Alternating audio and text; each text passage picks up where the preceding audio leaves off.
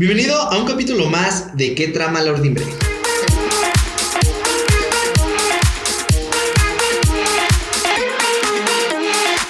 Moda, Emprendimiento, sustentabilidad ingeniería. y mucho más. Quédate con nosotros y conozcamos juntos el extenso e interesante mundo textil.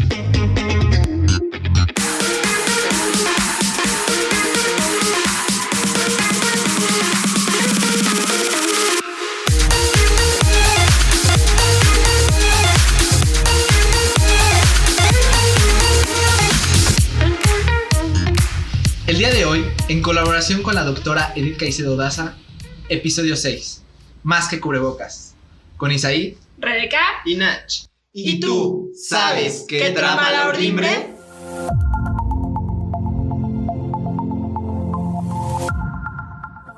Bienvenidos comunidad textil, qué bueno que estén aquí con nosotros una vez más en una emisión del podcast de ¿Qué trama la urdimbre? Como acostumbramos normalmente, está mi compañero Nach, Rebeca y un servidor Isaí. Pero el día de hoy tenemos el gran honor de presentar con ustedes a una doctora muy querida por cada uno de nosotros y creo que por muchas generaciones de la Escuela Superior de Ingeniería Textil. Es la doctora Edith Caicedo. Bienvenida, maestra, ¿cómo está? Muchas gracias por la invitación, chicos.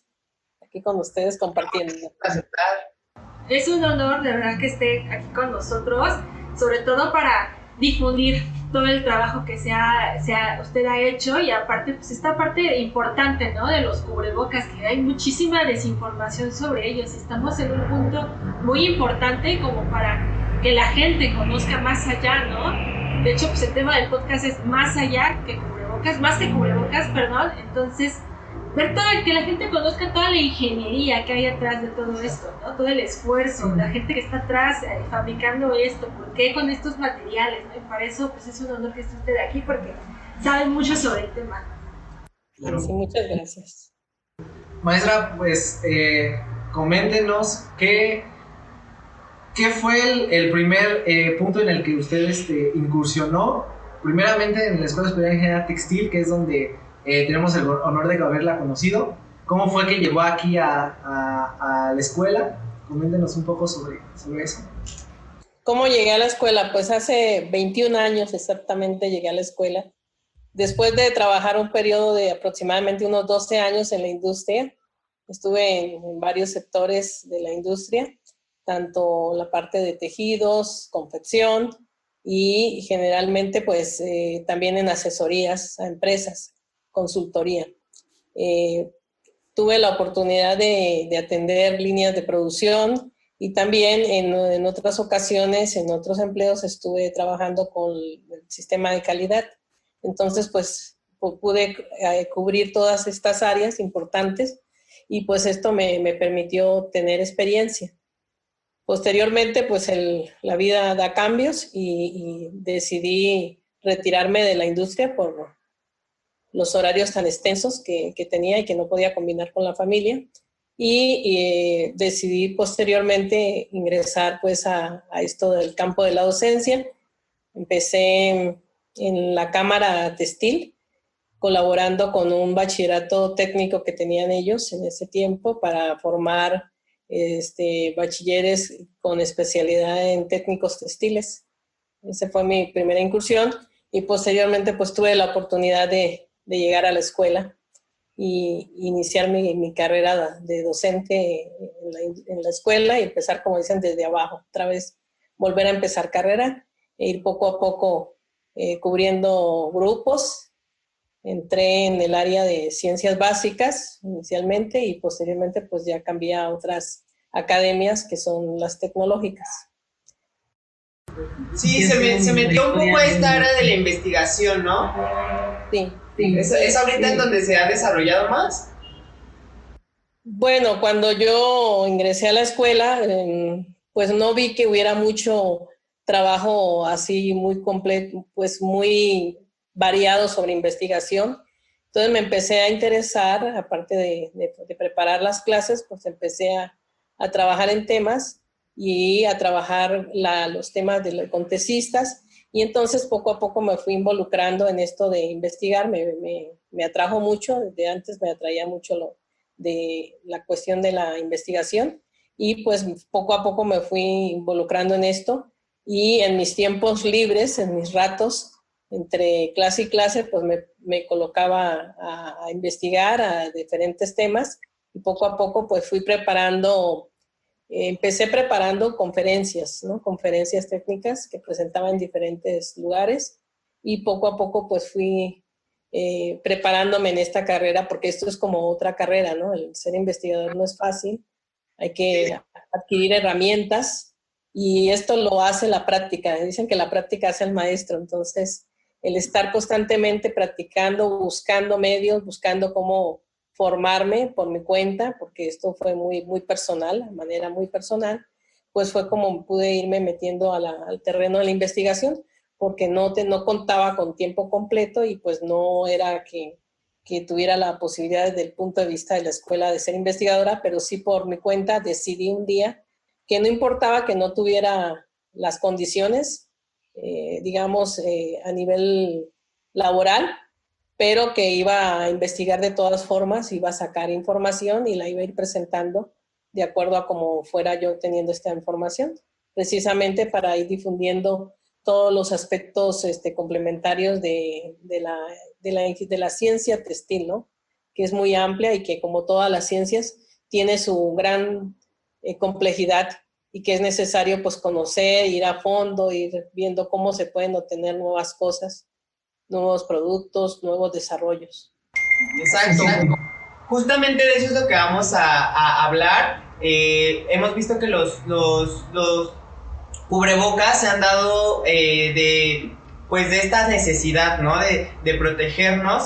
Actualmente pues estamos viviendo esta parte de lo que es una cuarentena. Estamos en un virus que pues se contagia a través del aire, ¿no? Entonces vemos que sale esta necesidad de adaptar un textil a estas condiciones físicas a las que nos vamos a someter diariamente, ¿no? Entonces queremos que nos platique un poco sobre las generalidades, cómo ve este panorama que tiene esta producción de los cubrebocas, las generalidades, la función, porque pues algo estuve ahí investigando de que los cubrebocas es una barrera, pero no es una barrera absoluta, sino es una barrera relativa. Entonces, pues a ver, usted coméntenos un poco, a ver, como de todo esto. Sí, por supuesto. Mira, cuando empezó la pandemia, aproximadamente en México fue como en febrero que empiezan estos principios de la pandemia o de la enfermedad. Todavía no era una pandemia aquí en México, pero sí en otros países. Pues me interesó el empezar a estudiar el tema de los cubrebocas, aunque yo estaba trabajando con otro proyecto en ese momento, pero dije voy a desarrollarlo como proyecto porque veo que en la situación de los virus que tienen ciertos tamaños nanométricos, me creaba a mí muchas dudas, demasiadas dudas, para saber si realmente esos cubrebocas que existen en el mercado podrían funcionar para cumplir esta función de protegernos, ¿no? Entonces, ante esa duda, dije yo, pues, ¿qué tengo que hacer? Pues hacer con un estado del arte de los cubrebocas que se han desarrollado hasta la fecha, ¿no? A nivel mundial. Entonces, de inmediato me puse a la tarea de empezar a buscar esto, a hacer búsquedas y a encontrar todas las clasificaciones, los tipos de cubrebocas, en fin, para analizarlos, porque por un lado yo quería analizar esto y por otro lado no tenía suficiente información de cómo se comportaba el virus. Esto yo sabía por los conocimientos de nanotecnología, estos conocimientos valiosos de nanotecnología, sabía que los virus son nanométricos, tenía esa idea, y que había diferencias entre las bacterias y los virus porque las bacterias son micrométricas, mientras que los virus nanométricos. Entonces yo decía, estas telas no tienen la capacidad de filtrar, las telas convencionales, los materiales textiles convencionales tienen la capacidad de filtrar tamaños nanométricos. Entonces, ¿cómo le hacemos? Y eso me causó una gran inquietud y una gran duda, el no conocer esto, el no saber, y ese no saber me llevó a ponerme a investigar y a buscar estas clasificaciones. Y bueno, el resultado de este trabajo, de este estudio que viene desde finales de febrero a la fecha.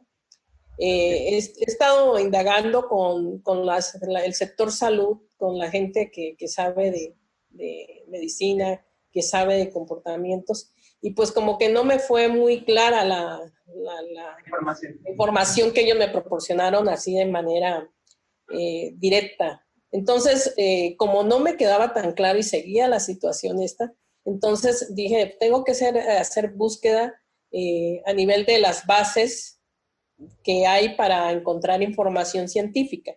Y voy a no hacer investigación ya sobre los materiales textiles, que eso pues me queda de cierta manera claro y que es mi área y que la conozco más, sino hacia el sector salud, que no es mi área y que no le conozco, pero que tengo que conocerle, porque si yo no conozco cómo se trabaja esto, cuál es el comportamiento, no puedo relacionarlo con el material textil, con el comportamiento.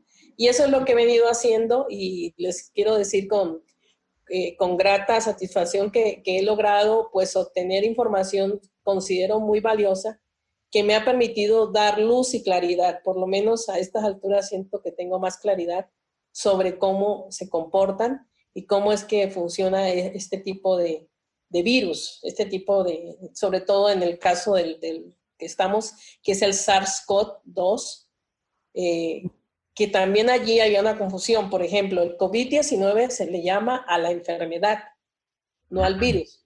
El virus se llama SARS-CoV-2, así es como tiene su nombre, como se le ha bautizado científicamente, SARS-CoV-2, que viene del grupo de coronavirus, que es un grupo, ¿no? Que no es el único, que son varios coronavirus, y de ese coronavirus sale esta cepa que tiene ese nombre, ¿no? Entonces, todo eso lo he obtenido de esa información que he estado buscando, pero a la vez también me ha permitido aclarar de que los cubrebocas que existen en el mercado, hay dos tipos, dos grandes clasificaciones, puedo decirles. Son los cubrebocas llamados quirúrgicos, que son estos que se utilizan normalmente, que vienen en colores muy clásicos, generalmente es azul blanco, que es el color que se usan para los hospitales. Se le llaman mascarillas, son de tipo rectangular y con ciertos pliegues. Esos son mascarillas de tipo quirúrgico, así se conocen. Entonces, esas mascarillas de tipo quirúrgico también hay tres subclasificaciones, puedo decirles. Y la otra gran clasificación son las mascarillas, le llaman filtrantes o autofiltrantes, que prácticamente esos son los que se llaman equipos de protección personal. Las siglas EPI quiere decir equipo de protección personal. Entonces, esas filtrantes se consideran equipos de protección personal, ¿sí? Y esos se ocupan en el sector salud. Pero sí es importante saber estos cubrebocas, qué es lo que hacen, porque ya en el uso comunitario mucha gente empezó a tomar estos cubrebocas para pues adaptarlos y usarlos para protegerse, ¿no? Y luego surgieron otra categoría que yo le he llamado, estoy escribiendo un artículo que próximamente voy a presentar en una revista, y ese tipo de cubrebocas son los comunitarios, o sea, los que usa el público en general, los que usamos todos, ¿no? Todos los que no estamos en el sector salud, para diferentes actividades de socialización, de trabajo, de comunicación, en fin, relacionarnos y tener una medida de protección, pues ese es el tipo de cubrebocas. Pero ha habido una gran polémica porque siempre se ha dicho, bueno, ¿protegen o no protegen? ¿Hasta qué grado nos pueden proteger? ¿Qué es lo que sucede? Esa es la gran polémica, y a mí misma me causaba dudas y mucha inquietud porque no tenía esa claridad, pero con el paso del tiempo he ido llegando a tener mayor conocimiento sobre este tipo no solamente los materiales, que ya sabía cómo estaban confeccionados, sino cómo se comportan ante un virus como este que tenemos en la pandemia, ¿no? El SARS-CoV. Entonces,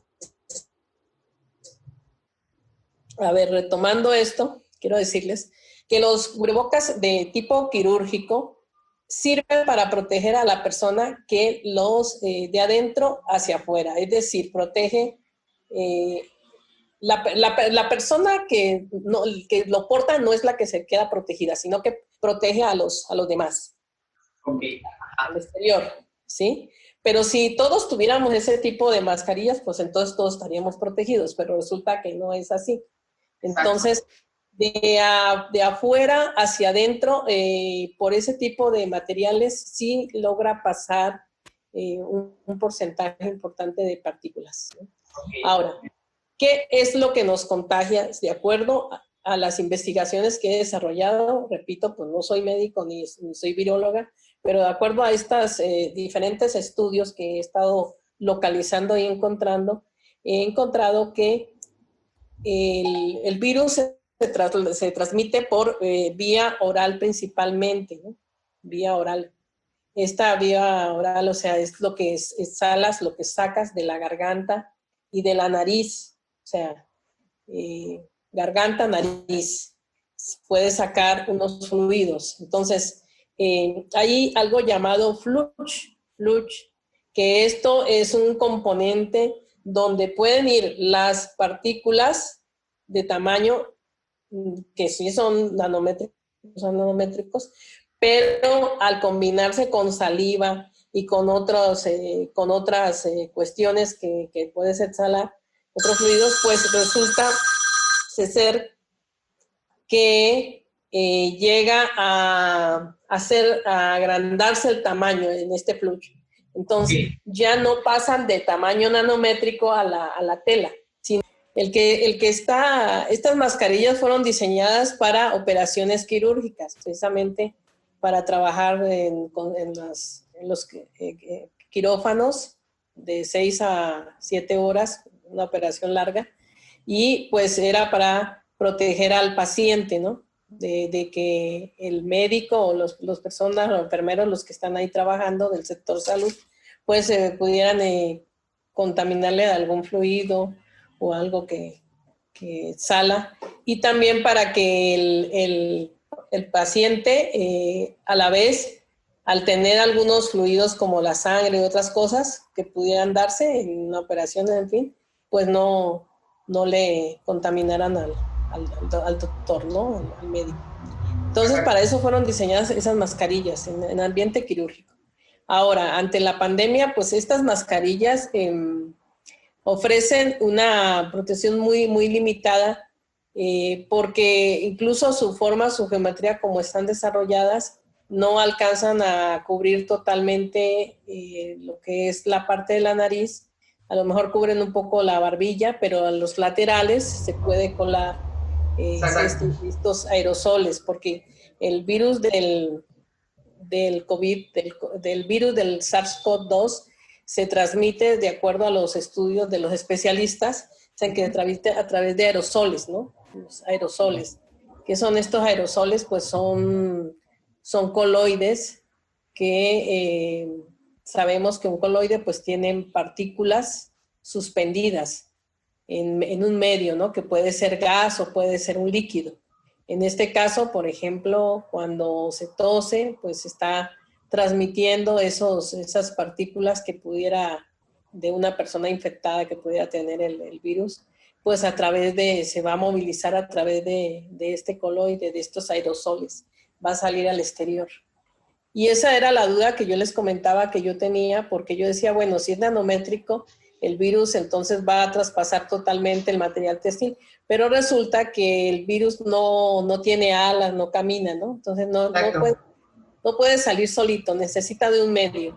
¿Y ese medio quién se lo da? Pues la saliva, por ejemplo, es el medio, o el aire, ¿no? Cuando tosemos, por ejemplo, entonces usamos especie de aire. Se mencionaba anteriormente que, bueno, al principio se tenía la idea de que el virus se mantenía en el aire, pero sin embargo se encontró que no es que esté en el aire, sino se mantiene unos segundos en las partículas suspendidas en el aire. Ajá, más bien es por eso de ahí nació la sana distancia, ¿no? Exacto. ¿Por qué? Porque los estudios dicen que al expulsar hay una distancia, ¿no? Y en esa distancia caen ciertas partículas más pesadas, van a tender a caer al suelo, al tamaño de, digamos, de 1,5 o 2 metros de distancia. Sin embargo, pueden quedar algunas pequeñas otros, pues puede quedar suspendidas estas partículas en este aerosol, y ese es el que nos puede llegar o lo podemos recibir los que estemos enfrente del infectado, ¿no? Y entonces allí es cuando se dice, bueno, ¿qué es mejor? ¿Tener un cubrebocas? Pues por supuesto que sí, es importante tener un cubrebocas. Ahora, ¿de qué tipo? Pues realmente les voy a decir, los de tipo de protección personal, como los EPI, que son los equipos de protección personal, así se les conoce EPI, esos equipos son las mascarillas filtrantes. Esas mascarillas filtrantes tienen 3 categorías.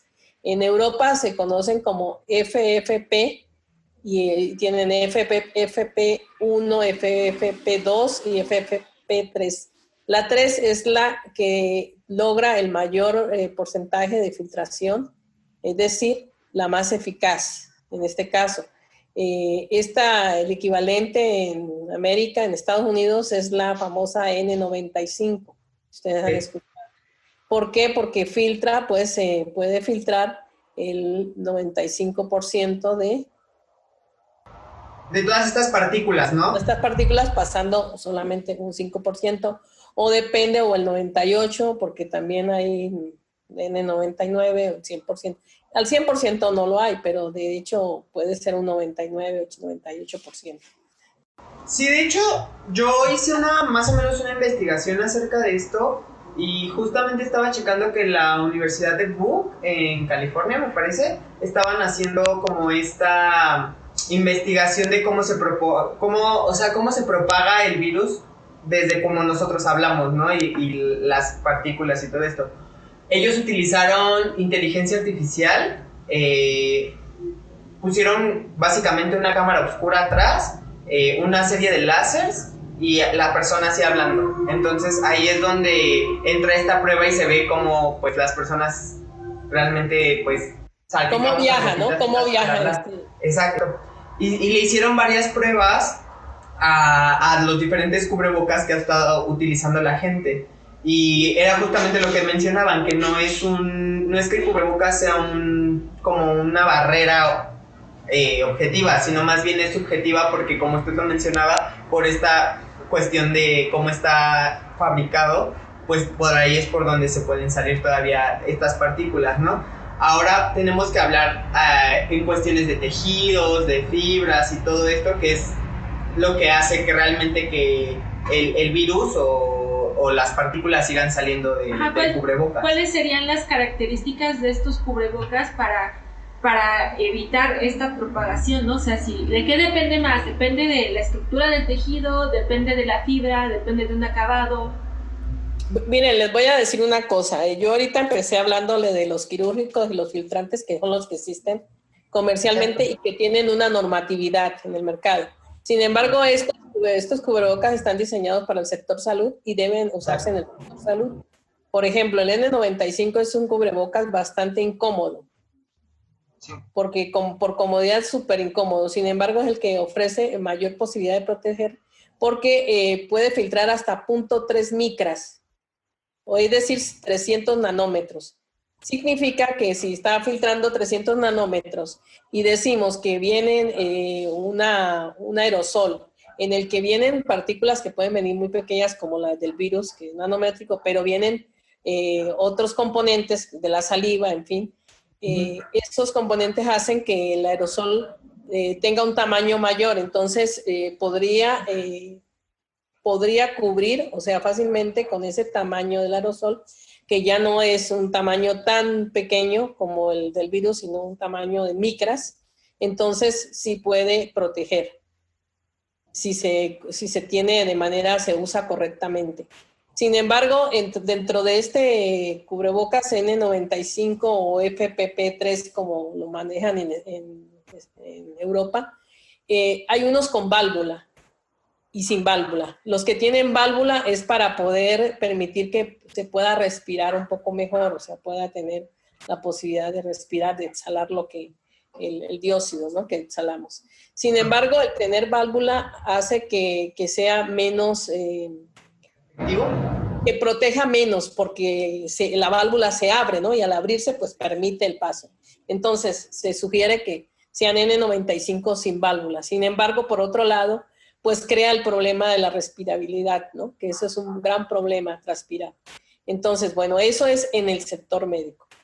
En el sector comunitario, que somos el público en general, este cubrebocas que yo le he denominado cubrebocas comunitario, el cubrebocas comunitario, lo que yo he analizado y recomiendo es que se haga un cubrebocas que tenga un diseño como el que ya lo están haciendo, que cubre totalmente nariz y barbilla y llega hasta los laterales. Entonces es una mascarilla 3D, ¿no? ¿En qué materiales? Es lo que ustedes me preguntaban. Bueno, en los materiales que he observado y he analizado por los estudios que he desarrollado, que quedarían mejor para desarrollar este material, este producto, serían materiales como, por ejemplo, en primer lugar, el algodón 100%, que es una fibra natural, que tiene muchas características de frescura, de comodidad, de transpirabilidad, en fin. Y de absorción, ¿no? Precisamente. Sí, de absorción, absorbe lo que es hidrofílico, ¿no? El algodón es hidrofílico. Y luego, en segundo lugar, la combinación poliéster-algodón. Pero aquí viene el pero, aquí son las variables que ustedes me preguntaban, ¿qué parámetros hay que considerar? Bueno, un parámetro importante es que permita transpirar, porque lo vamos a ocupar todo el día, en un horario. Se en la cara. Todo el día, sostener este cubrebocas todo el día en la cara, pues tenemos que tener la posibilidad de poder respirar bien o lo mejor posible, ¿no? Entonces la transpirabilidad es importante, pero también es importante que haya una hidrorrepelencia, porque si la tela deja pasar todo el fluido, todo el líquido hacia el interior, pues entonces no nos va a proteger, ¿no? Porque entonces está dejando pasar. Entonces aquí el binomio transpirabilidad con hidrorrepelencia es un binomio bastante complejo. Exacto. Y ahí es donde viene la ciencia textil, que pareciera que no se requiere, pues sí se requiere mucho, porque combinar esas dos características no son fáciles. Exacto. No son nada fáciles. ¿Cómo se podría, o bueno, no sabemos si ya existan unas pruebas de laboratorio o ciertas normativas que regulen este tipo de cubrebocas o este tipo de análisis en el caso de la hidrofilidad, en caso de... Bueno, las pruebas de ensayos textiles ustedes saben que existen, ¿no? Existe la prueba de hidrofilidad, existe una prueba que se llama permeabilidad al aire, que es la que nosotros tendríamos que utilizar. De hecho, yo es la que estuve viendo para analizar las telas, los materiales, desde el punto de vista de la fibra, pero también hay otra variable que es importante, la geometría textil. Okay, estamos hablando del factor de cobertura, título de estamos hablando de qué tipo de tejido puede ser más protector, o sea, qué tipo de tejido. Entonces ustedes saben que tenemos una clasificación que son los tejidos de piel trama o tejidos planos, como técnicamente le llamamos, y los tejidos de punto y los no tejidos, ¿no? Entonces, volviendo a las mascarillas de tipo quirúrgico y de tipo protector, estas se hacen básicamente en materiales no tejidos, fibras no tejidas. Sin embargo, para la mascarilla comunitaria no es conveniente decir que se haga en materiales no tejidos exclusivamente. Fíjense lo que les digo, exclusivamente. ¿Por qué? Porque esta es una mascarilla que va a estar todo el tiempo utilizándose todos los días de la semana y a todas las horas que sean necesarias. Y que requerimos también buscar el impacto, que no haya un alto impacto ecológico. Porque las anteriores mascarillas son desechables, las otras... Exacto. Uso. Y de fibra sintética además. Nosotros necesitamos encontrar una mascarilla que combine, que haga un equilibrio entre, les digo, transpirabilidad, hidrorrepelencia, pero además ecología. Atender al impacto de la ecología, ¿no? Del medio ambiente. Del medio ambiente. Entonces, ¿cómo hacemos esta mascarilla? ¿Cómo se debe fabricar? Pues el diseño que yo propuse fue hacer 2 capas con materiales, como les decía, de algodón o algodón poliéster, de estas fibras, y en tejidos de pie y trama, con una densidad media. porque también la densidad es otra variable. Yo había escuchado, no sé, yo había escuchado, desmiéntanos, que por ejemplo, que no ve que se ha dado que las casas o ciertas personas quieren empezar a fabricar esta parte de cubrebocas como de uso diario. Vi que una de las telas que más nos podía favorecer al fabricar estas cosas eran las de las sábanas, que eran de hilos de 600 hilos por pulgada. Pues miren, realmente las de 600 son las de más alta calidad en las sábanas, pero ya desde que tengamos de 180 hilos, 200 hilos en adelante, 200 a 400 en promedio, tenemos una densidad media y esa es la densidad más recomendable. ¿Y por qué les digo de esta densidad? Porque la idea de estos cubrebocas es exterior e interior de capas de este tipo de materiales, algodón o algodón poliéster. Sin embargo, debe llevar una tercera capa interna, o sea, la capa intermedia. Si no tiene esa capa intermedia, el cubrebocas realmente no sirve. No funciona. No decírselos porque entonces no nos ayuda a filtrar absolutamente casi nada. Entonces, debe tener esta capa intermedia y esa capa intermedia, ahí sí va el no tejido.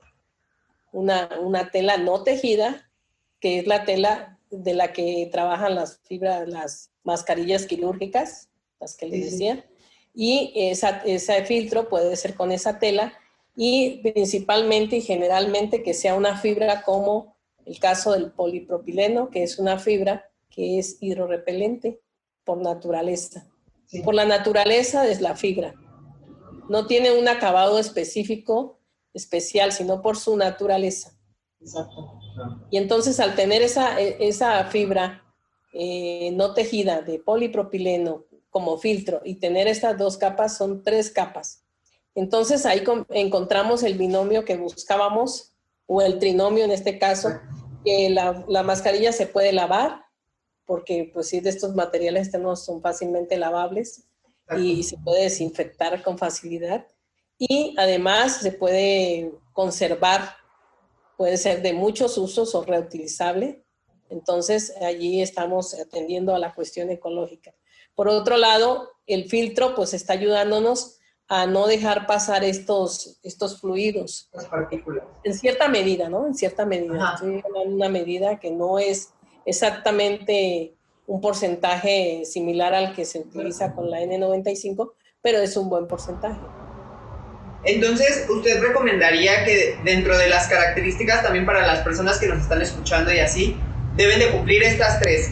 O sea, de preferencia que tengan 3 capas, la capa de afuera que sea repelente para que no permita el paso, la del medio que sea el filtro y la que está en contacto con la cara que sea absorbente y que permita que fluya, ¿no? Que transpire.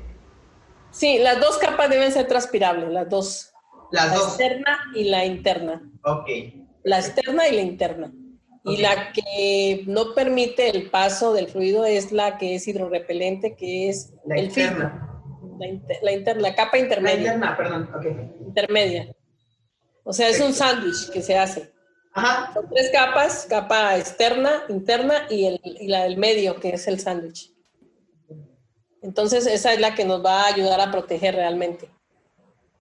Claro, y obviamente importa específicamente que sea el orden, porque hay muchas, ahorita ya a la venta en las que, sí, son 3 capas, ¿no?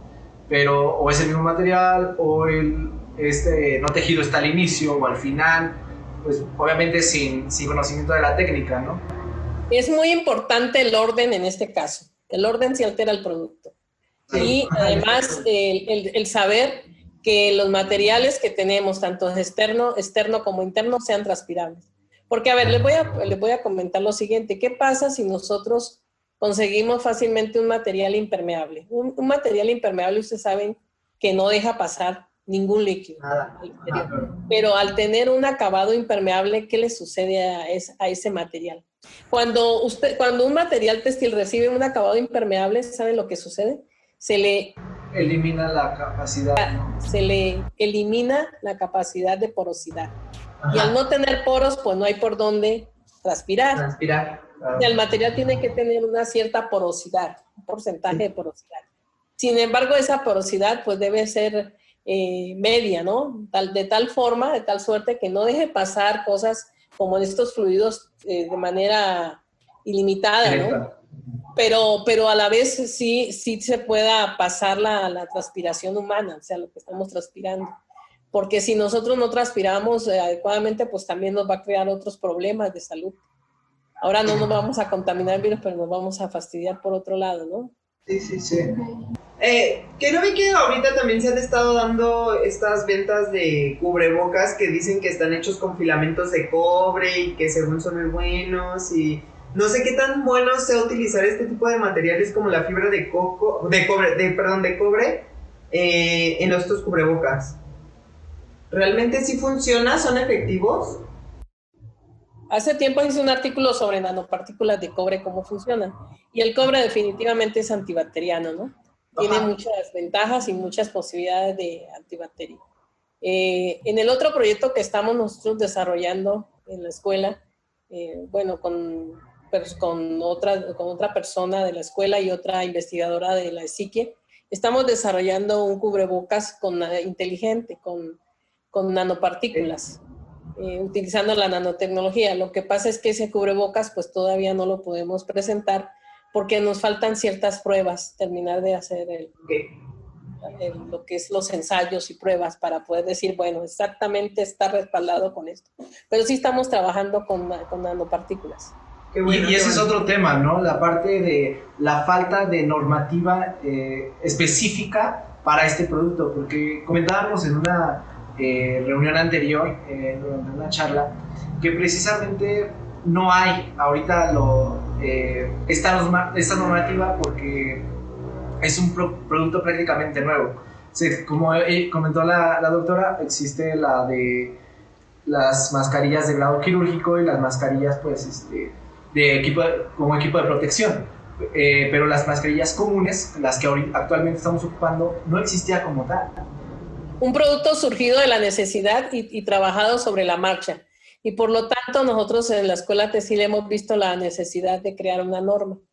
Y estamos en esa idea de crear una norma para orientar tanto a fabricantes como a usuarios sobre cómo desarrollar estas mascarillas. Es lo que les estaba comentando, de cómo deben ir, o sea, lo más adecuado dentro de lo que cabe, para lograr el mayor nivel de protección. No quiere decir que con esto ya nos vamos a proteger al 100% del virus, más del SARS-CoV, pero si lo hacemos una mascarilla con estas medidas, atendiendo a todos estos parámetros, podemos obtener el mejor nivel de protección y además podemos tener una mascarilla lo más cómoda posible para el usuario. Que ese es un factor bien importante, porque de hecho yo, dentro de los artículos que estuve leyendo, investigando, leí que, o sea, los expertos dicen que los cubrebocas tienen que ser como la ropa interior prácticamente. O sea, que tiene que ser transpirable, que tiene que estar adaptada a la persona, a la medida, pues, y para que prácticamente no se sienta y también no lo estés moviendo y así, y pues tenga la funcionalidad que necesita. Eso es correcto. Nosotros en el estudio al que estoy presentando estamos elevando el cubrebocas a la categoría de prenda externa, prenda exterior, no prenda íntima, prenda personal externa, porque es una prenda personal y externa. No se puede compartir, es exclusivamente personal y es externa y es una prenda porque al llevar la categoría de prenda quiere decir que la tenemos que portar todo el tiempo. Claro. Así como cuando portamos una prenda íntima, ¿no? Que todo el tiempo la usamos, no es que salimos a la calle sin la prenda íntima. Entonces acá también hay que hacer lo mismo. Cuando salimos o cuando estamos en sociedad, pues relacionándonos con otros, tenemos que estar utilizando este tipo de prenda como protección, que no está clasificada como un EPI, pero sí nos ayuda en cierta medida a protegernos y a proteger a otros, porque no es nada más nosotros, sino a los demás. Exacto. Así es. Por lo tanto, pues quiero decirles que allí es donde vemos que la ciencia textil es muy importante, ¿no? Exacto. Porque ven cómo es de vital el hecho de que esta prenda nos pueda ayudar a controlar un poco la posibilidad de contagiarnos, ¿no? Entonces, miren la importancia tan vital para este tipo de producto, ¿no? Sí, era lo que nosotros estábamos comentando en los podcasts anteriores, que muchas veces no le damos la importancia que tiene textil, pero pues ahorita, por ejemplo, hoy en día, pues sí está teniendo una necesidad vital, ¿no? El combinar como estas propiedades que nos había comentado para poder salvaguardar nuestra vida, ¿no? En estos momentos.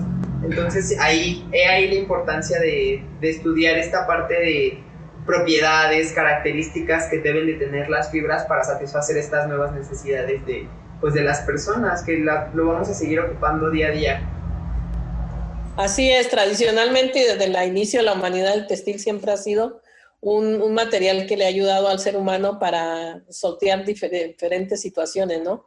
Primero cubrirse el frío, después otra serie de connotaciones que ha tenido el textil a lo largo de la historia, ¿no? Entonces ahora pues está sirviendo para protegernos, ¿no? Para la cuestión sanitaria y de salud. Dicen por ahí ya también aplicaría para nosotros el somos los héroes sin capa, ¿no? No se dan cuenta, pero también aplica para nosotros textiles. Por supuesto. Y les voy a decir una cuestión. No hay ahorita otro material que pueda sustituir a las capacidades y a las propiedades y a lo que nos brinda un textil para este caso de producto, ¿no? Yo estuve analizando con otras personas que querían hacer, otros investigadores que querían desarrollar otro tipo de mascarillas basados, por ejemplo, en impresión 3D. Y yo les decía, ¿pero qué ustedes van a hacer con eso? Porque ustedes al final podrán hacer mucha tecnología y no lo dudo, la impresión 3D, pero al final de cuentas lo que te va a ofrecer es un producto de plástico.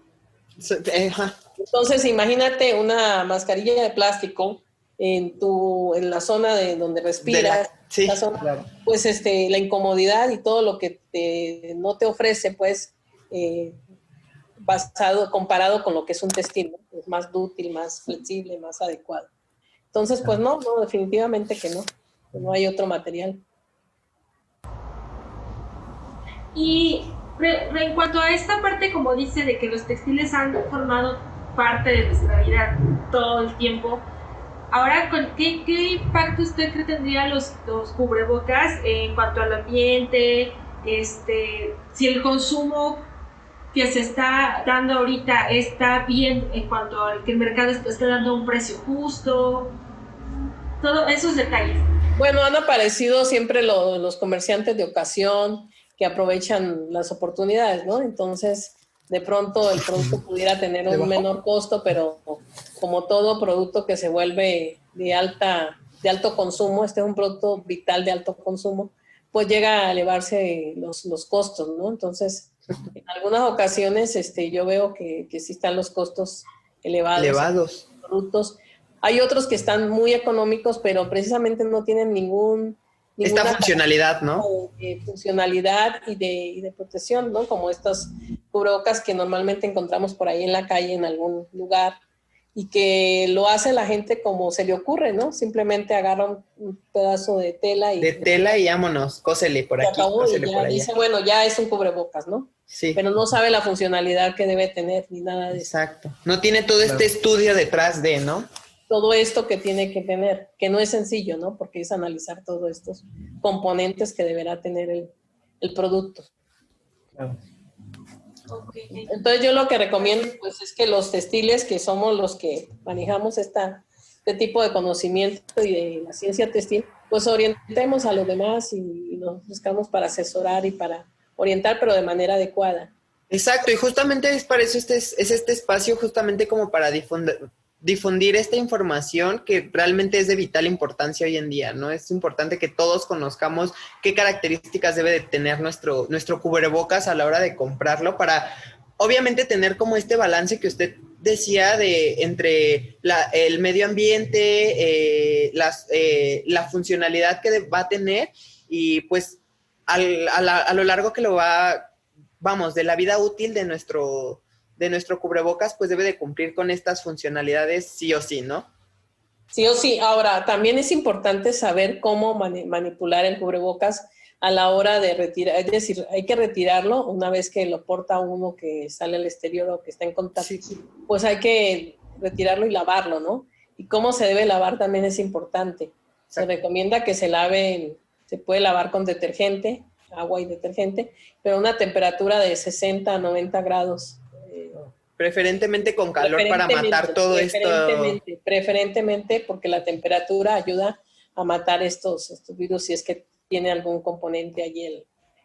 Esta parte social que ha generado lo de los cubrebocas es muy importante, sobre todo la parte del impacto ambiental, ¿no? Porque si bien se ha dicho que se ha recuperado cierta ecología por esta consecuencia, como consecuencia, de esto del encierro, de esta nueva conciencia. Sin embargo, el uso de los cubrebocas desechables también es una preocupación ambiental, ¿no? Es un impacto ambiental. Entonces, dentro de su investigación, ¿qué ha encontrado en cuanto a alguna solución, alguna estrategia, una propuesta?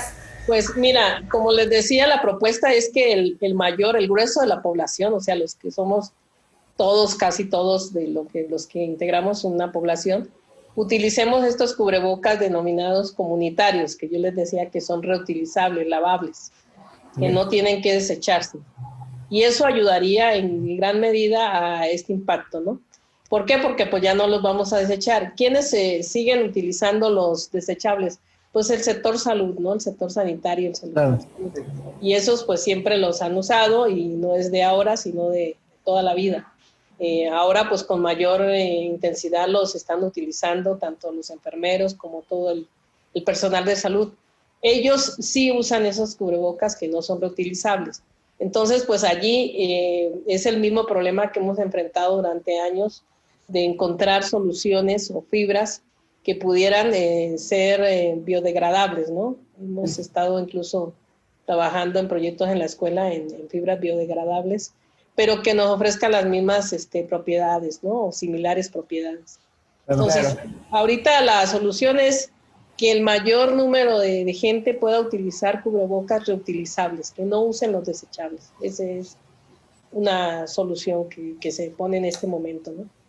Y seguir trabajando en desarrollo, en investigación sobre materiales textiles que sean biodegradables. Esa es la salida, ¿no? No solamente para este tipo de prendas, sino en general para todas las prendas que utilizamos, todos los materiales textiles, deberíamos tender a hacerlos con materiales biodegradables. Claro. Esa es la solución. También les quiero aprovechar y comentar, no me lo han preguntado, pero sí es una preocupación personal, de que en el mercado me he encontrado con que hay muchos cubrebocas que los están haciendo de materiales totalmente inadecuados, como el neopreno. Claro. Como el neopreno, por ejemplo. Sí. Y eso es tremendo, terrible, que hagan el cubrebocas de neopreno. O sea, eso es lo que yo les decía, ¿no? Es un cubrebocas que probablemente pudiera proteger, probablemente pudiera tener un grado de protección. Sin embargo, a la salud es totalmente dañino, pues, porque no nos permite exhalar nada hacia el exterior. Está totalmente cerrado los poros. Ustedes saben cómo funciona el neopreno, ¿no? Claro. Está totalmente sellado. Otra cosa que me preocupa mucho es que los diseñadores, algunos creativos, diseñadores de moda, les ha dado por hacer cubrebocas con diseñitos, ¿no? Con estampados de serigrafía. Claro. Eso, pues, serigrafía. Tremendo, ¿no? Tremendo, porque la serigrafía no tiene un buen control de calidad y en la cuestión de los tintes y los colorantes que se utilizan. Y entonces, pues, hay muchos tóxicos ahí. Claro. Tener un tóxico todo el tiempo respirando, pues imagínense. Sí, pues sí. Por último, doctora, nos gustaría saber qué palabras quisiera darle usted a toda la comunidad textil. Estamos hablando no solamente ingenieros textiles, sino también diseñadores textiles, personas manufactureras, maquiladores, entre otros. ¿Qué les daría como mensaje dentro de este contexto de la nueva normalidad dentro de la producción de cubrebocas? Bueno, yo sí quiero decirles a todos los fabricantes y usuarios, también público usuario, que el cubrebocas es un producto que se ha vuelto de alto consumo prioritario y que hay que trabajarlo con responsabilidad social, y eso implica, y con responsabilidad ecológica. Entonces, eso implica que hay que tomar en cuenta todos estos aspectos y otros más que pudieran darse para desarrollar un buen producto que verdaderamente le sirva a la población y no irnos con la idea nada más de hacerlo por negocio exclusivamente. Sabemos que las cosas también tienen que tener un valor y que también tienen que tener una cuestión económica, pero que también sean muy responsables, ¿no?, al hacer un producto, porque ese producto la gente que lo usa confía en que el fabricante lo hizo de una manera adecuada, responsable. Entonces, ser muy responsables en este aspecto, Claro. al desarrollar el producto. Y si no tienen el conocimiento, pues buscar, asesorarse. Consúltenos. Ahí tienen a los ingenieros textiles, Claro, los egresados, que pueden asesorar, guiar o hacer pruebas, hacer ensayos, en fin, para ver qué otros materiales nos pudieran servir para desarrollar un producto de mejor calidad y con las características adecuadas, ¿no? Claro. Para esto. Entonces, ese Pues, es mi mensaje. Antes que nada, muchas gracias, profesora, por estar aquí con nosotros, asesorándonos, iluminándonos el camino, no solo a la gente que no está familiarizada con el ardor textil, sino los propios ingenieros textiles, ¿no? Porque creo que también los propios ingenieros estábamos un poco perdidos en este asunto y pues, muchas gracias por la información. Pues ahora sí que esto es una causa muy noble por andarla compartiendo con todos, por un bien común sobre todo, y pues también recuerde que este es su espacio, puede regresar cuando quiera. Con mucho gusto, muchas gracias por haber desarrollado estos espacios, los felicito por esa iniciativa y sigan adelante, muchachos, con más proyectos como estos, y la verdad que les va a ir muy bien y sigan informando, es muy importante el conocimiento, ustedes lo saben. Y estos medios sirven para guiar y orientar, ¿no?, a toda la comunidad y al público en general.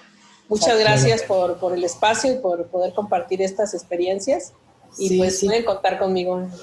Pues una vez más, muchísimas gracias, doctora. Y queremos hacerle de conocimiento a usted y a toda la audiencia que estamos trabajando en varios proyectos para ustedes, toda la comunidad textil. Entre ellos, vamos a crear una plataforma en la cual podamos publicar información que realmente tenga fundamento, información de alta importancia, tanto compañeros que están dentro de la Escuela Superior de Ingeniería Textil, egresados, y bueno, está invitada doctora Edith a que pueda participar en esto para la publicación de artículos, publicación de alguna libros, fuente de información que nos permita tener esto a la mano, que sabemos que el mundo textil es necesario que se conozca, es necesario que se difunda, y bueno, hoy hacemos de este conocimiento que estamos trabajando en esa plataforma para ustedes. Y aparte la integración, como usted decía, de nuevos, o sea, de esta nueva multidisciplina que ahorita estamos trabajando textiles junto con personas del área de medicina, o sea, eso es lo que queremos al final llegar con esta plataforma, el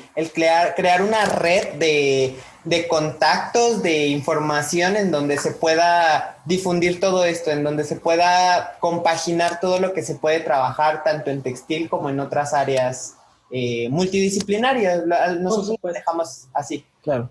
Así debe ser, así debe ser. Ahorita es la multidisciplina y toda la tendencia va hacia esa ruta, ¿no?, de la multidisciplinaridad. Exacto, claro. Totalmente de acuerdo. Pues una vez más, muchísimas gracias. Gracias por acompañarnos. Doctora, gracias por acompañarnos, toda la audiencia. Nos vemos en el siguiente capítulo. Muchas gracias. Hasta luego.